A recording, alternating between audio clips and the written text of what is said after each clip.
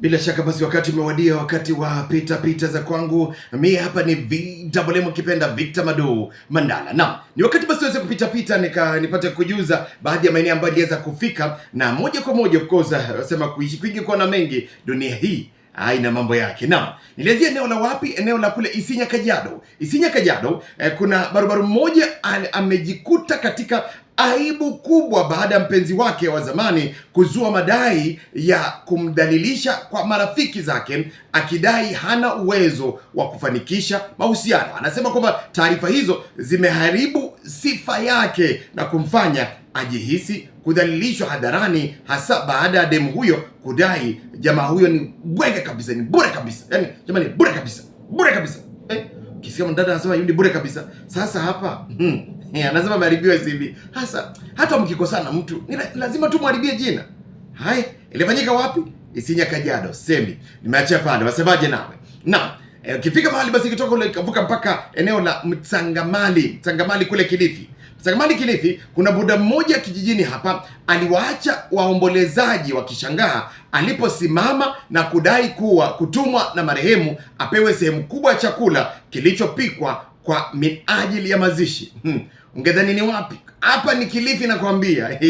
Mwanaume huyo alifika mbele ya jukwaa ambapo basi bila kupoteza muda aliomba apewe kipaza sauti ili kuwasilisha ujumbe muhimu kwa waombolezaji. Poleni sana kwa kupoteza mpendwa kwa ghafla. Alafu akasema marehemu alinituma hapa ili mnipe chakula kikubwa zaidi, chakula kingi zaidi. Hivyo ndio, yani marehemu alikupatia tu ujumbe wa kupatia chakula kingi kwa mazishi yake. Makweli nyakati za jana nini. Kutoka kule basi nikavuka mpaka Kileleshwa hapa Nairobi, ambapo kuna polo mmoja amekiri kuanza uhusiano wa siri na kocha wake wa tenisi ili kulipiza kisasi kwa mkewe aliyemsaliti kwa kuchepuka na kalameni anayemjua. Nani alikwambia kwamba tit for tat is a fair game? Kwa sababu basi mpenzi wako ama mke wako alikosa uaminifu, nawe pia unaamua kosa uaminifu tu. Hii inamaanisha ni tabia ulikuwa tu nayo. Acha kujifanya tunalipiza kisasi tu. Maana kulipiza kisasi hakitakusaidia chochote, kwani utafaidika na nini kwa kulipiza kisasi? Na kitafakari juu hayo nikavuka mpaka Huruma hapa Nairobi, kuna kisanga kimoja ambapo kuna mmoja hapa alipochoshwa na tabia za mpenzi wake kuondoka kila mara baada ya ugomvi. Mwanadada huyo mmoja alimwambia dume huyo aondoke ikiwa hayuko tayari kujitolea katika uhusiano. Unajua uhusiano unahitaji watu mnajitolea na kadhalika, lakini mmoja alipoleta kinyoriro kamwambia kama utaki mambo ya uhusiano, kama hujajitolea kaa mbali. Naam, niruhusu nimalizie eneo la wapi? Thika mjini.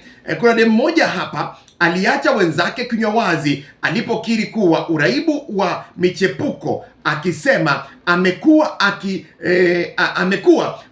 amewahi kuwacheza shere wapenzi wake wote wa awali kwa kuwa si mwaminifu. Anafika mahali anasema kwamba yeye hajakuwa mwaminifu katika mahusiano yote. Ukikutana na mtu kama huyu ambaye mwenyewe hata anasema tu mimi hata kwa huko nyuma sijai kuwa mwaminifu. So ukioa mtu kama huyo shida balaa bin belua, au sio? Semi kitu unajipata taabani. So please, kabla ufike mahali useme yes I do, fanya uchunguzi wa kwako. Unaweza kuwa wajiingiza taabani. Mimi hapa ni VMM kipenda Victor Madu Mandala kwenye pita za kwangu, nikisema kuishi kwingi kuona mengi na kutembea kwingi kuona mengi zaidi. God bless you.